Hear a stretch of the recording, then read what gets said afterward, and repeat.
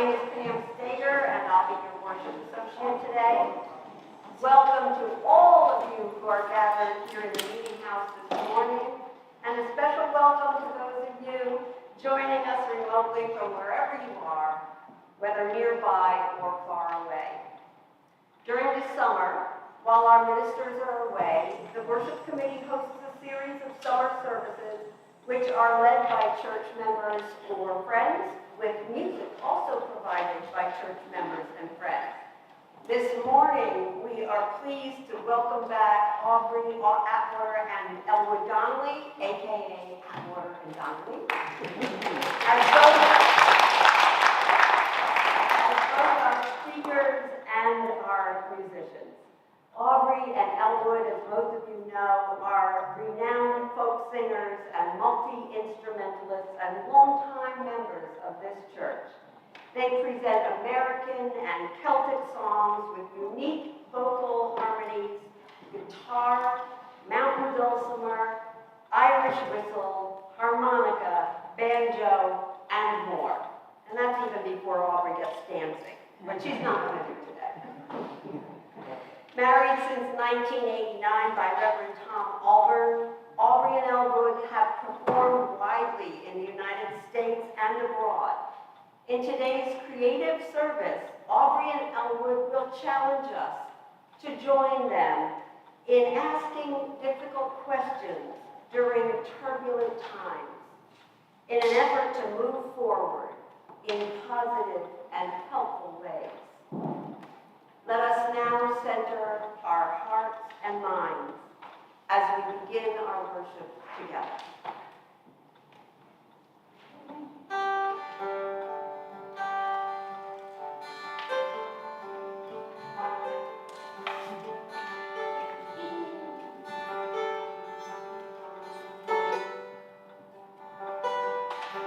You're going far away, far away from poor Jeanette. There's no one left to love me now, and you too may forget. But my heart will be with you, wherever you may go. Can you look me in the face and say the same you know? When you wear the jacket red and the beautiful cockade, oh, I fear you will forget all the promises you made. With the gun upon your shoulder and the saber by your side, you'll be taking some proud lady and be making her your bride. You'll be taking some proud lady and be making her your bride. Oh, when the glory leads the way, you'll be badly rushing on, never thinking if they kill you, that my happiness is gone. If you win the day, perhaps a general you'll be, though I'm proud to think of that. What will become of me? Oh, if I would be in France, or still better, home of Rome, I'd have no fighting men abroad, nor keeping maids at home. All the world should be at peace, or if kings must show their might, then let them who make the quarrels be the only ones who fight. Yes, let them who make the quarrels be the only ones who fight. Oh, if I were Queen of France, or still better, Pope of Rome, I'd have no fighting men abroad, no weeping maids at home.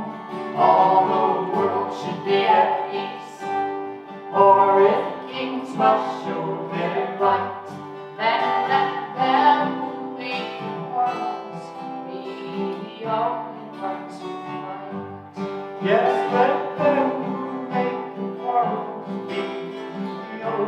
want to fight.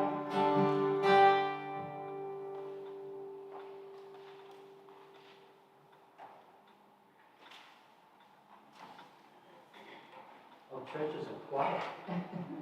Churches are very loud. You're going to do the chalice, lady. Okay. Good morning, everyone. Nice to meet you. Morning, everyone. May this flame go up and remind us that our faith is good.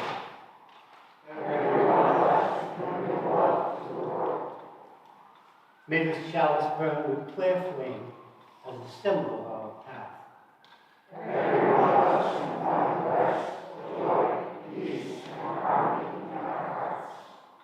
Through this flame, may the wisdom of ages speak to us and stay in us.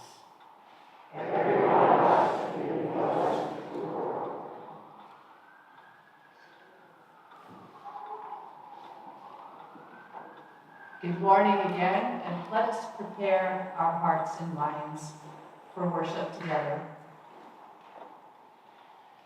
Zebra Question by Shel Silverstein. I asked the zebra, "Are you black with white stripes or white with black stripes?"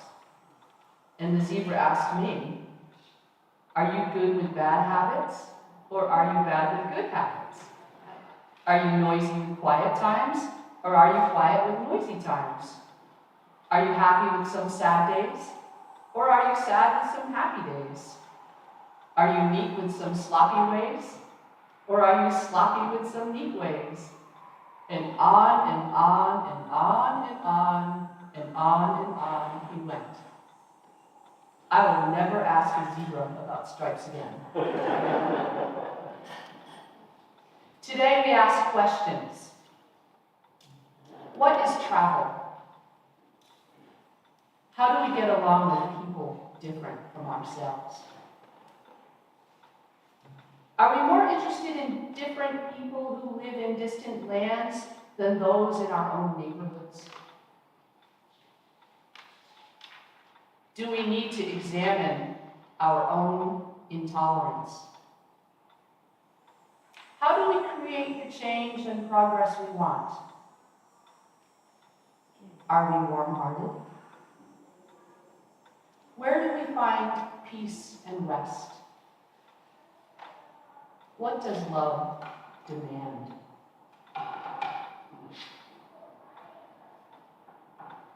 I really only love God as much as the person I love the least. Dorothy Day.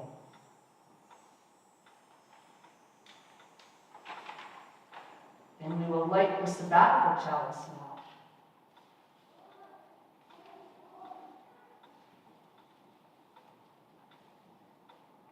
We light our sabbatical chalice and take a moment to silently send our thoughts and care to our senior minister, Reverend Liz, while she is away for reflection and renewal of her own. Know she too kindles her own chalice each Sunday morning and takes a moment to send her thoughts and care here to all of us. May this sabbatical be fruitful for us all, and may our reunion be a joyful fulfillment.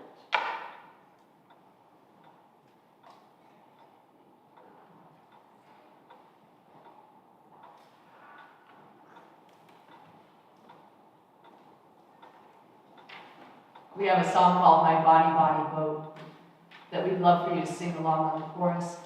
Both these songs, the first two that we're doing, are very old. The one that we just sang for you, The Conscript's Departure, is what we think of as a protest song that was written 171 years ago. And this one was written in 1870 to commemorate lighthouse keeper Ida Lewis, the 15-year-old lighthouse keeper in Newport.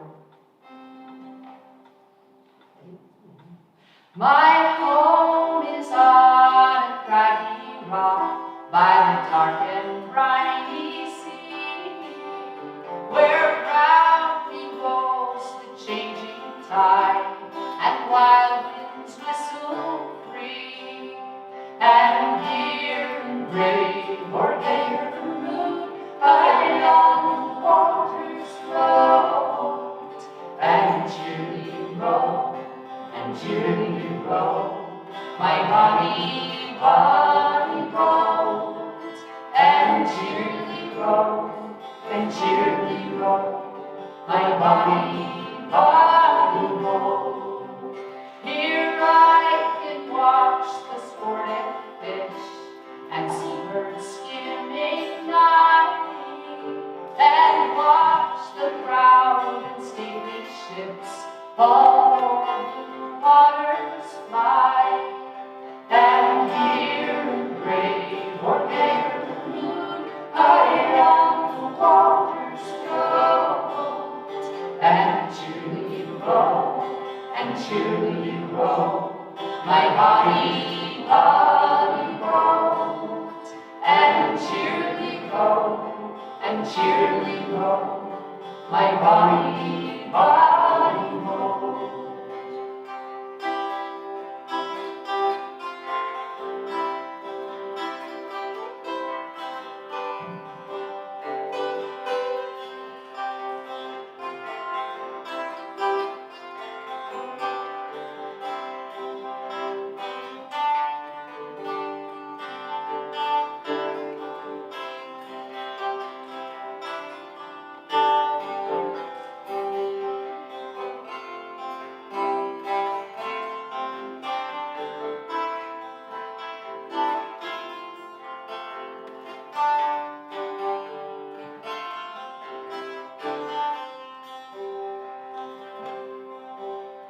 The heavens ray that gives the deep life of my cottage home, and the swelling waves my threshold blaze can break from snowy foam. And here in grave or gayer mood I on the waters float, and cheerily roll, and cheerily roll, my bonny, bonny boat, and cheerily roll, and cheerily roll, my bonny, bonny boat. If fate should ever tempt my feet in far-off seas to roam, I still should think with love of thee, my rocky wave-bound home. And here in brave or gayer mood I on the waters float, and cheerily roll, and cheerily roll, my bonny, bonny boat, and cheerily roll, and cheerily roll, my bonny, bonny boat. And here again in thought return, and on the waters float, and cheerily roll, and cheerily roll, my bonny, bonny boat, and cheerily roll, and cheerily roll, my bonny, bonny boat.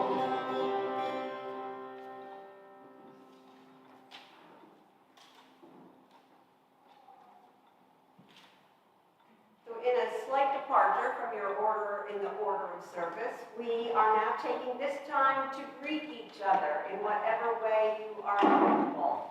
Wave across the room, have actual physical contact with hands, or for the very brave hugs.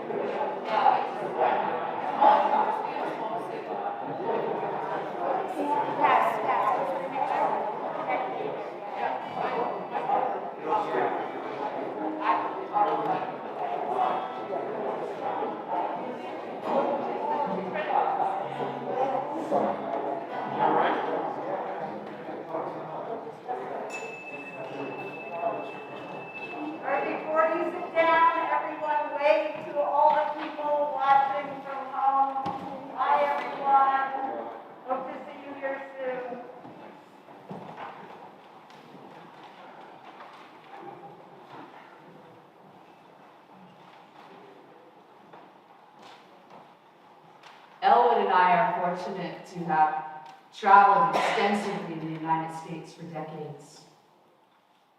The folk music circuit is small and personal, and we've stayed in many people's homes, from mansions to trailers, campers, tents, RVs, cabins, ranch houses, farmhouses, townhouses.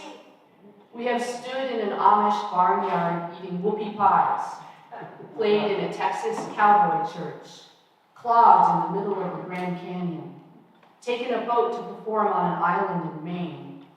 We have sang with kids in inner city schools, sat at the tables of the left wing, the right wing, extremists, the apolitical. We've been given the best bed, homemade gifts, prayers for safe travels and successful concerts. We have eaten killed lettuce, soup, beans, and cornbread, lobster ice cream, rabbit, venison, persimmon and pawpaw pie, fast food, gourmet food, vegan food, Greek food, phenomenally spicy homemade tacos at a reservation in New Mexico. We have visited gender rights activists, Trump supporters, evangelical Christians, same-sex couples, Jehovah's Witnesses, Mormons, Mennonites, doctors, factory workers, ranchers, self-educated, low-educated, immigrants, Native Americans. We have sat in tornado shelters, driven through the poorest neighborhoods in America and rural landscapes filled with abandoned homes. We have strolled vibrant city neighborhoods, sampling chic cuisine and fancy coffee. Sometimes friends and acquaintances at home look askance at us because we travel to remote, lesser-known places such as the Appalachian South. The assumption is that the people we encounter all think and act a certain way, that they are toothless, uneducated, and inbred. It's as if the only points of references are reality television, Netflix, Deliverance, and the Beverly Hillbillies. And that the people we encounter all vote, if they vote at all, the same way. I sometimes remind them that, politically speaking, ideological proportions around the country are not necessarily that outrageously different. That folks in our town in Rhode Island, for example, vote abundantly for parties and politicians that Elwood and I oppose. That our country is remarkably, in many ways, fairly evenly divided. That sometimes louder voices in positions of power are often the result of narrow margins and other forces, and perhaps don't fully represent the populations at hand, as we all well know. There are people of all kinds, all walks of life, all belief systems, everywhere. People are just not that easy to size up. Last June, a friend rolled his eyes when I said we were about to travel to Texas. And I thought to myself, can you roll your eyes at a whole state? I said to him, look at your own town, your own neighborhood in rural Rhode Island. You don't have to travel far to find someone you don't agree with politically. They are everywhere. A few years ago, Elwood and I were touring the Midwest and South, and on a particular fall day, found ourselves pulling into the long driveway of a large farm near Dayton, Ohio. At that moment, we were accosted by signs that promoted, in our opinion, a very terrible person for president, as well as verbiage about locking her up. Elwood and I looked at each other with, oh no, expressions, and proceeded to drive into what felt like our doom for a few days. Our host was gracious, widowed, a retired scientist, and a huge fan of our music. We talked about music, family, food. She gave us a walking tour of her farm. When we came down in the morning for breakfast, without saying anything, she casually turned off a popular television news station that Elwood and I find abhorrent and terrifying. We never talked about politics. Late in our stay, she pointed out guns in every room and a surveillance system throughout the house. And that gave me an opportunity to simply say, tell me more about all of that. And she told us a story about once feeling terrified by some men who appeared at her door while she lived alone on an isolated farm. It was then I was able to gain some insight into her possible one-issue political leanings. Elwood and I left feeling well cared for and thanked her profusely for her kind hospitality. Travel as if the road is church. Rick Steves.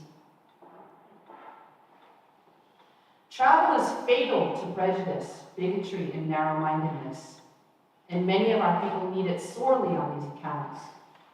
Broad, wholesome, charitable views of people and things cannot be acquired by vegetating in one little corner of the earth all one's lifetime. Mark Twain. All too often we think of community in terms of being with folks like ourselves, the same class, same race, same ethnicity, same social standing, and the like. All of us evoke vague notions of community and compassion. I think we need to be wary. We need to work against the danger of evoking something that we don't challenge ourselves to actually practice. A lot of folks can travel all the way to Tibet to experience intimate otherness, but can't imagine the idea of finding an other in their life right where they are and saying, "Would you like to come with me?" Bell hooks.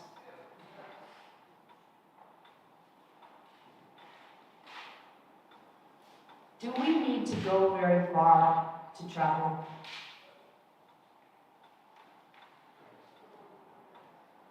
What bubble am I in?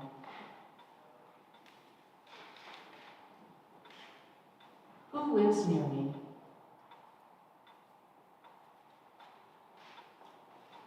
Who is invisible? How do we get along with people with different views? Who do I sit next to at the dinner party? What about that signage on my neighbor's lawn?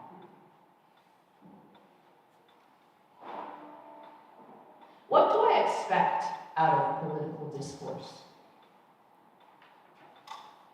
Do I expect to change others? How are we alike?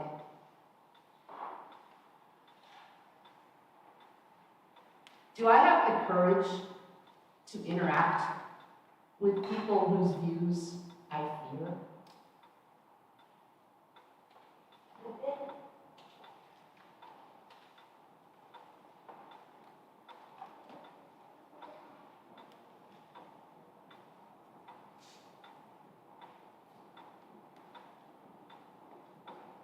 In high school, I went to a Quaker school, and every Wednesday we had meeting for worship for 45 minutes. And I loved being educated like that and learning about silence. So sometimes I'm just going to sit here for a little bit after I ask some of the questions, just to give you the heads up.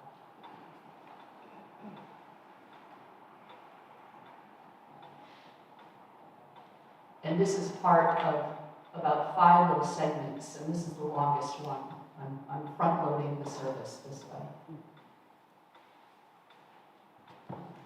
This epidemic of loathing has no easy fix.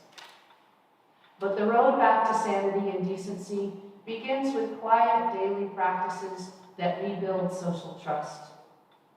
One of them is simple chit-chatting with people we encounter in daily life, exchanging thoughts about the weather or health or family, the signposts of our common humanity.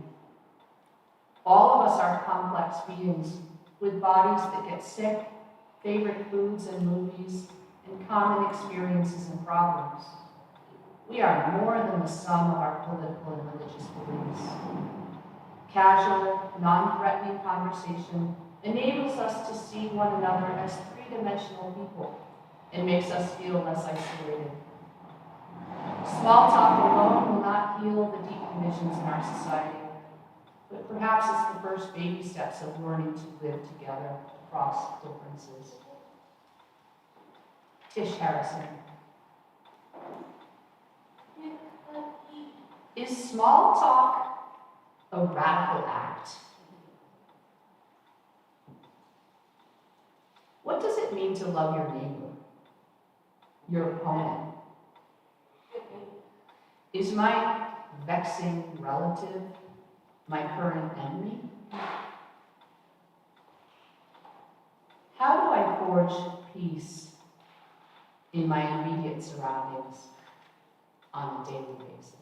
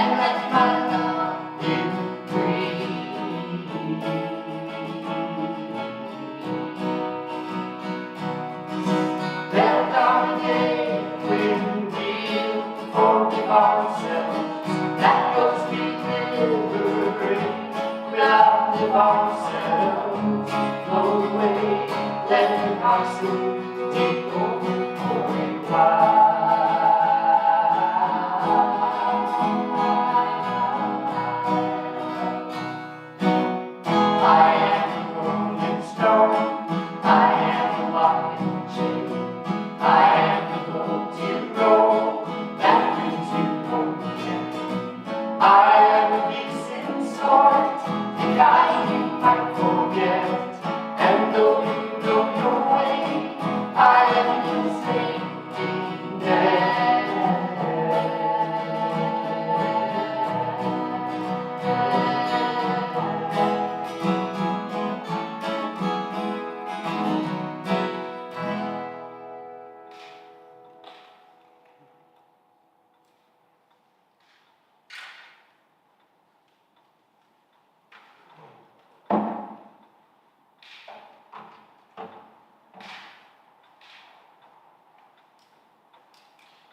in Louisville, at the corner of 4th and Walnut, in the center of the shopping district, I was suddenly overwhelmed with the realization that I loved all these people, that they were mine and I theirs, that we could not be alien to one another, even though we were total strangers.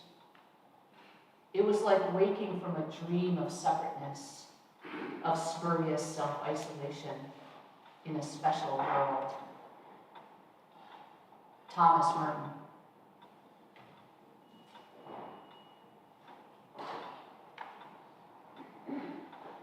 My cousins in Texas have very different political and religious views from me and Elwood.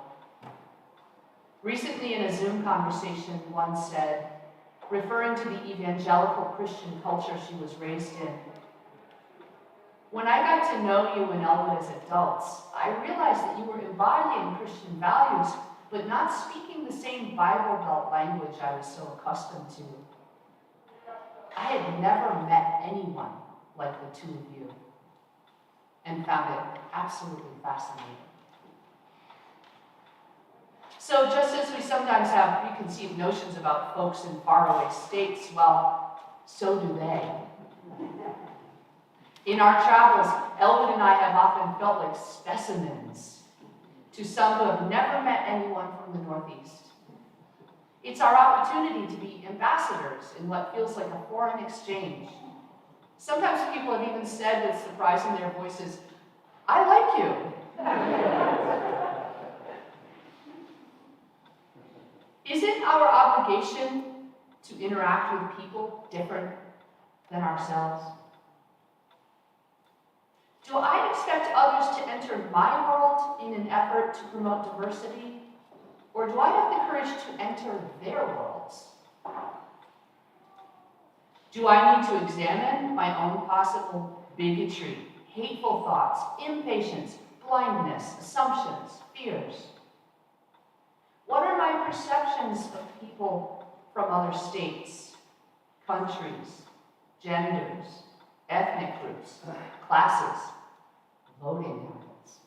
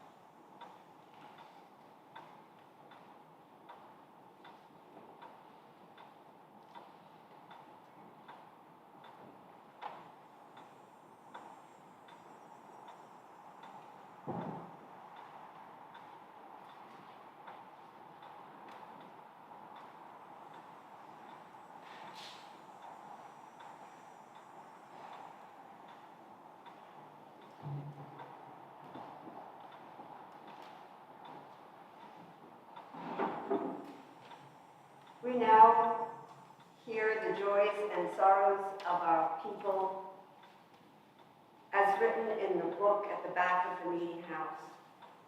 The large candle from which we light all our individual candles of joy and sorrow sits on the beautiful candlestick pedestal carved for and gifted to us by members of our partner church in Transylvania. There are a lot of joys and sorrows today because last week when the live stream didn't work, we want to read those from last week as well. A candle of joy for Lily and Ben's first home. A candle of hope for Cal's speedy recovery. A candle of love for our 92-year-old friend Dick Bidwell, who is recovering from an infected gallbladder. A candle for continued recovery for our awesome Janet Dowling Taylor as she heals from hip surgery. A candle of happiness To Daniel, son of Lisa Rose and former church school member, on his wedding to Sarah. A candle of sorrow for the death of a past president of our partner church in Transylvania. Shanor was a major part of their congregation and served as a historian of their area. Shani Bacchus will be missed by all. A candle of healing for my mother, Grace, who has been dealing with metastatic cancer, and for my sister, Carol, who broke her shoulder. A candle of pure joy for my new nephew, Owen Daniel. A candle of sorrow for SL. May you find peace. A candle of sorrow for the unexpected passing of my sister, Barbara Stager Malone, and a candle of joy that we had in-person visiting time with her for the first time in years in May.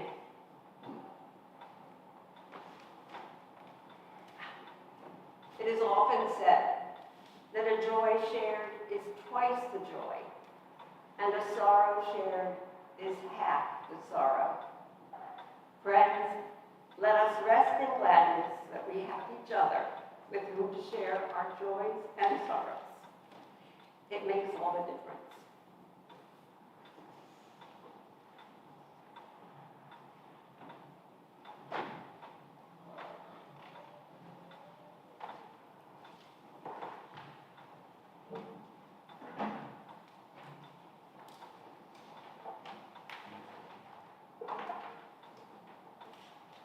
This is a song that Elwood wrote in the last weeks and months of my mother's life. We would visit her in the nursing home, and it was kind of like a game that we enjoyed. We would say, what do you want to do with the rest of your life? And it was a way to dream together regardless of how much time was left. So this is a song Elwood created out of that series of conversations.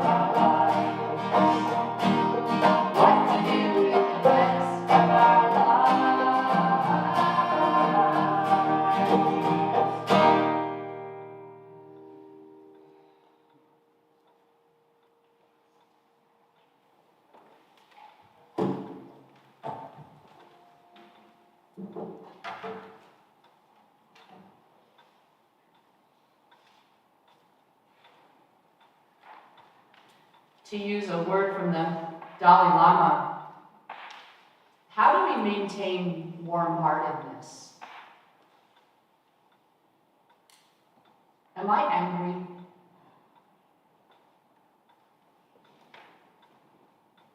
How's my driving?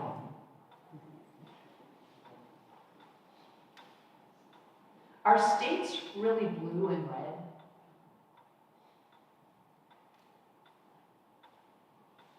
What are my sources for my truth?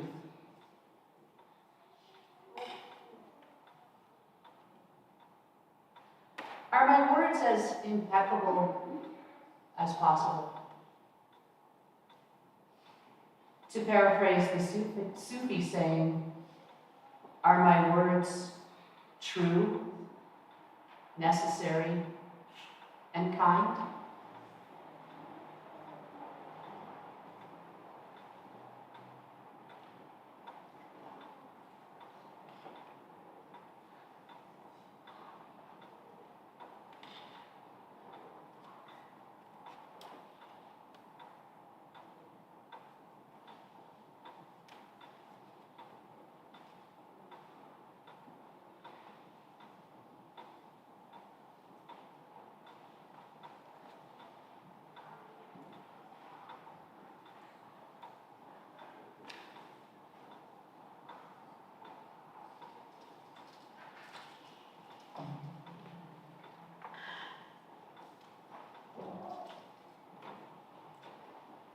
I always love the doxology in the services.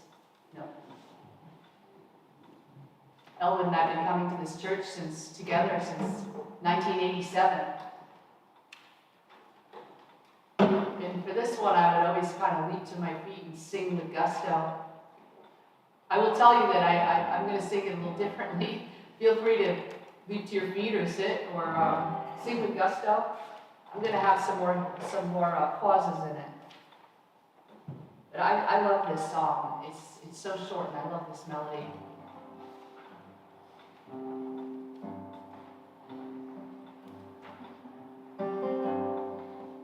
From all that dwell below the skies,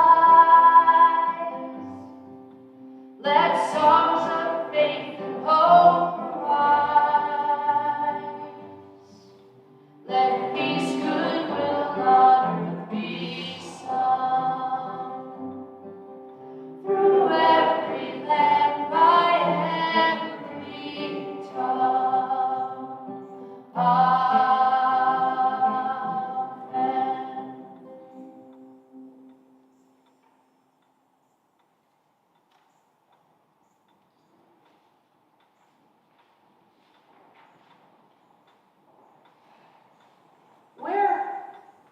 Where is our rest? How do we cultivate peace of mind? How can we take good care of ourselves in wise selfishness, to, again, quote the Dalai Lama? Our feelings like guilt and despair, at times indulgent or unhumble? Is it our birthright to be joyous and happy?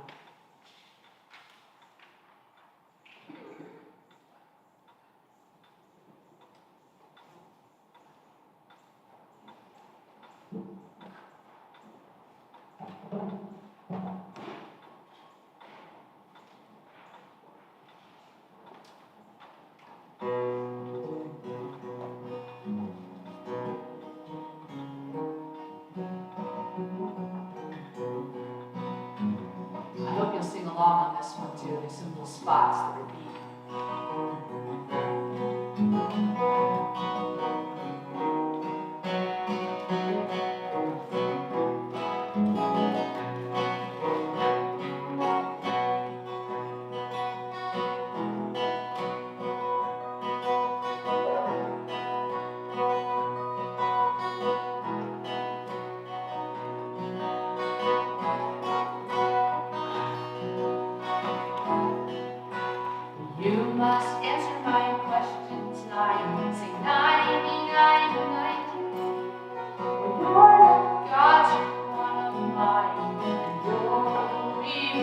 body. If you don't answer my questions, 9, sing 99 and 90. I'll take you off to hell alive in your leader's body. What is softer than the silk? Sing 99 and 90. And what is whiter than the milk in your leader's body? Down is softer than the silk. Sing 99 and 90. And snow is whiter than the milk in the leader's body.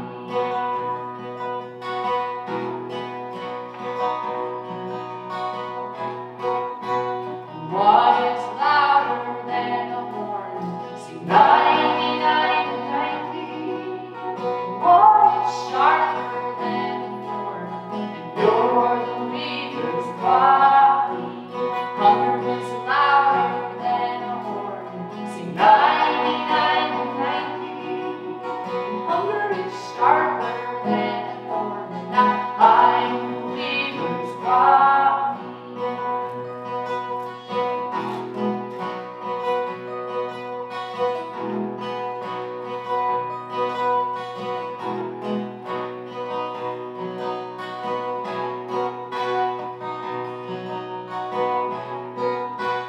What is higher than a tree?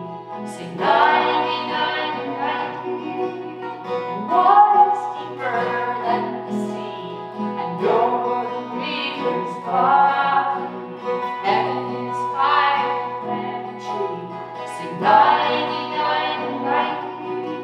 And hell is deeper than the sea. And now I'm the leader's body. And what's more innocent than a lamb? Sing 99 and 90.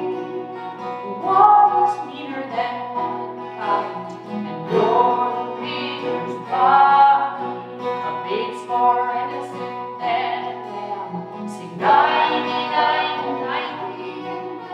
Devil is meaner than womankind. And I'm the leader's body.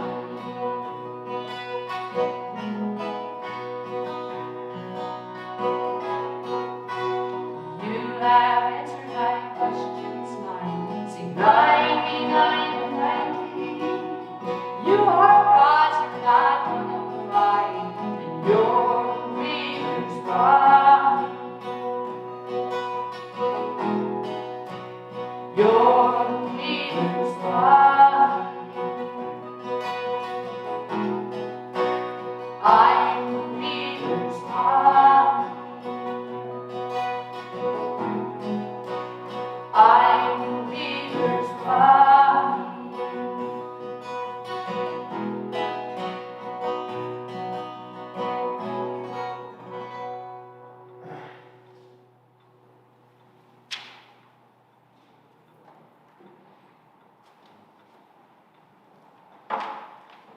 As a self-supporting congregation and a beloved, aspiring community, we rely on the generosity and commitment to keep us vital and relevant. Our weekly offering is a manifestation of our faith and an opportunity to practice generosity and dedication in a small way that adds up to an important part of our capacity here at First U. As always, thank you for all that you give, all that you do, and all that you are. And now it's time for the invitations. The First U Art Collective is looking for members. The Art Collective is a loose group of artists and art supporters dedicated to providing a space for artist members and friends to share their work through our Art in the Atrium program. Dues are $10 per year, renewable every September, and help pay for such things as receptions, advertising, and maintenance of the gallery space. Artist members can participate in group shows, or submit proposals for atrium shows sometime during the church year. To sign up for the collective or learn more about it, please see Annie Bissett at coffee hour to pick up a form. Annie, stand up.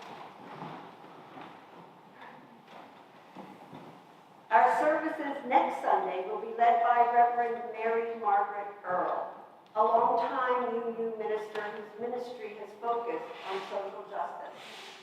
She served for a decade in the homeless community in Providence, during which time she was a community minister affiliated with First Unitarian in Providence, and currently serves a faith-based organization in Boston committed to racial justice work. In her talk, Letting Love Guide Us, Reverend Earle will be sharing thoughts about how we can reawaken our connection and widen our circle of compassion. Janice Akumian will provide the music. We look forward to seeing you then. Be sure to check out the First U Times, our weekly newsletter that is the single source for news, events, and everything that is happening at First Unitarian. And as always, for those here today, please join us after the service in the breezeway for light refreshments and more heavy ponderings, or light and breezy small talk. You choose.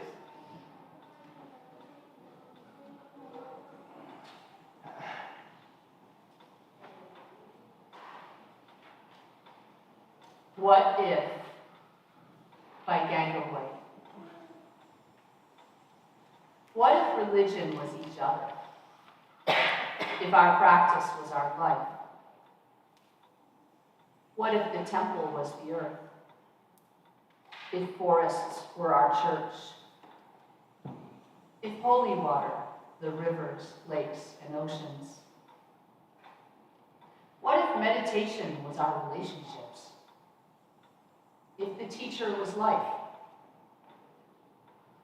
If wisdom was self-knowledge? If love was the center of our being?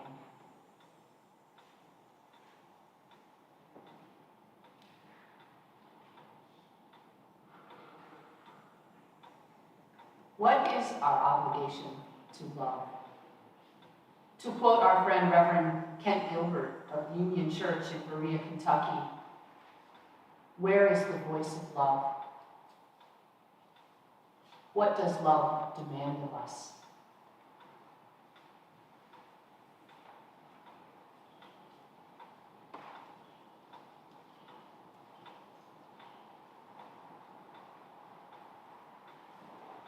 It may be that when we no longer know what to do, we've come to our real work. And when we no longer know which way to go, we have begun our real journey. The mind that is not baffled is not employed. The impeded stream is the one that sings. Wendell Berry.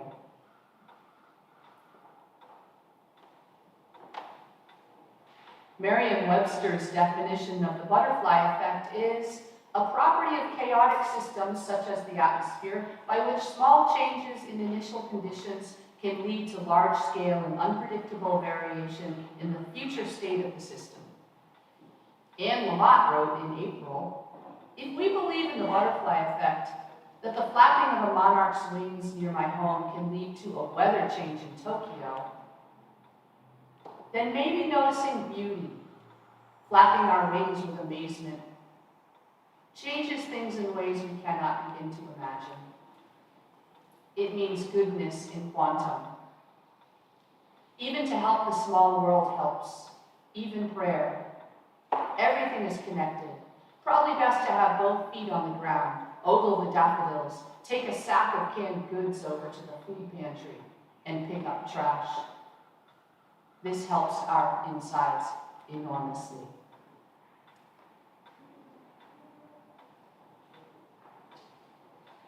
To what and to whom are we in service?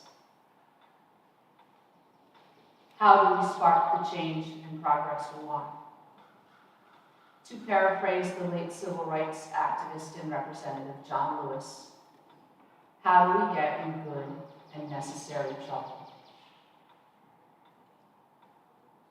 Discuss, challenge, build, write, call, demonstrate, donate, read, think, wrestle, campaign, vote, travel, defend, feed, plant, dance, laugh, cry, sing, rest, be happy. What will you do this week?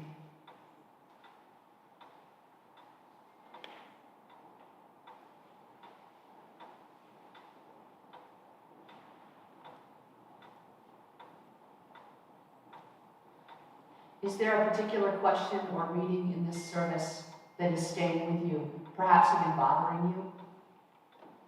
What impedes you? Perhaps there is your work.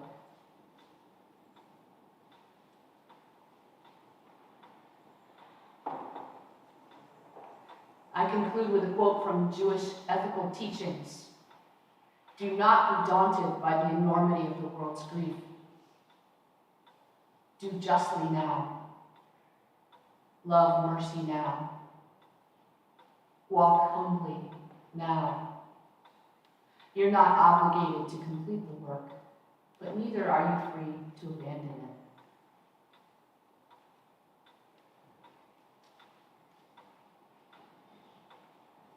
You are the church, and so am I. We carry church around with us, in us. It's your faith, the one you've been working on since childhood, perhaps even before you were born. Every one of us has a right to the kingdom without needing to jump through the fire created by others. Each of us has the right to feel comfortable with our faith, and each of us deserves to be happy. Unitarian minister and friend in this church, late Tom Auburn, ended his services for many years with this Buddhist proverb and other thoughts. May God walk between you and harm in all the empty places you must go. In the evening of life, you will be judged by love. May all beings be happy.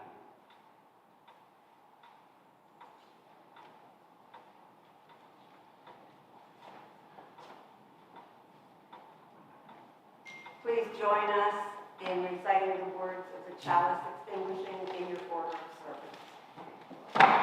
We carry the flame of peace and love and content until we meet again.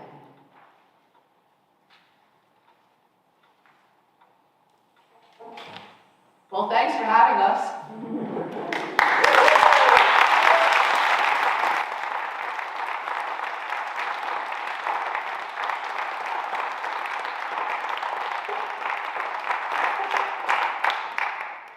It's always good to be in our home church, and we missed being here in person.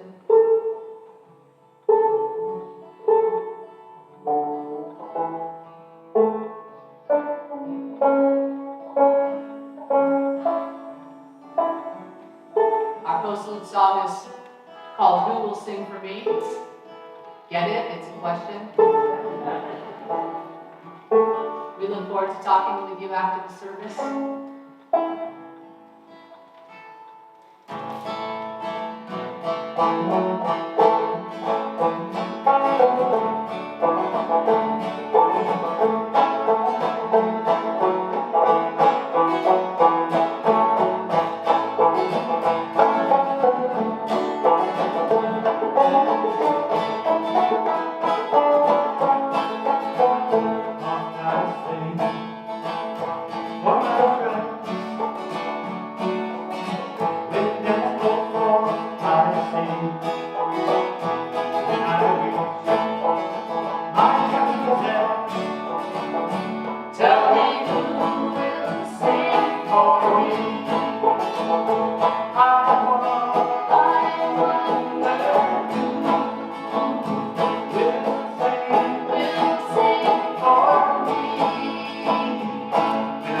come to cross by the side of the sea.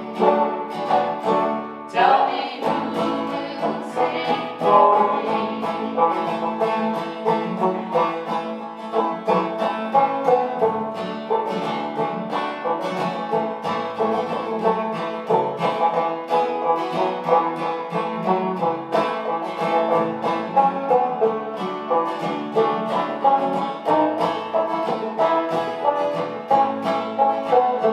When friends have gathered round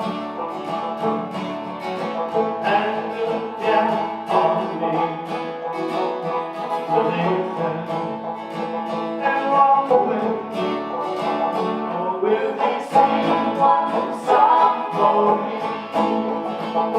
I wonder who will sing for me when I come to cross by the side of the sea. Tell me who will sing for me.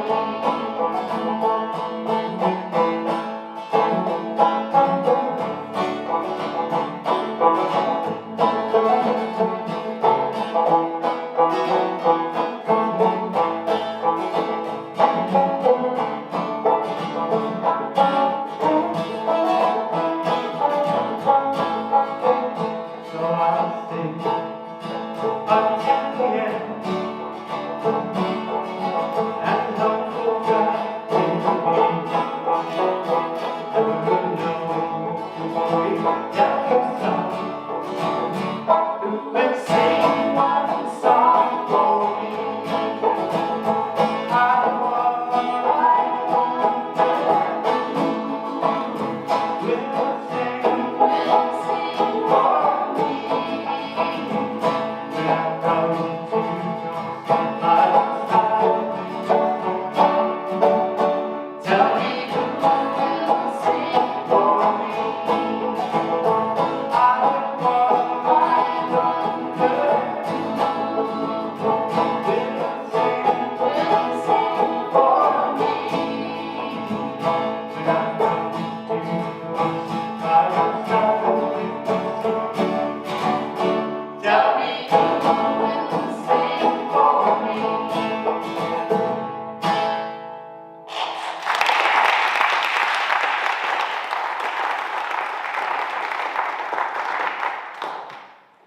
A little tiny travel story before we sing the closing song. About a year ago, Elwood came home from doing errands and he brought a map of the world home with him, and he tacked it up on the kitchen wall and he gave me a dart. And he said, wherever this lands, we're going to go when the pandemic is over. Looks like we're going to spend 2 weeks behind the fridge.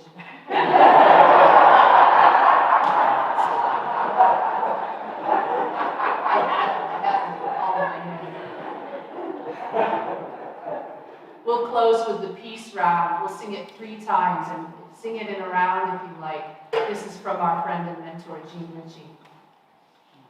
What a goodly thing if the children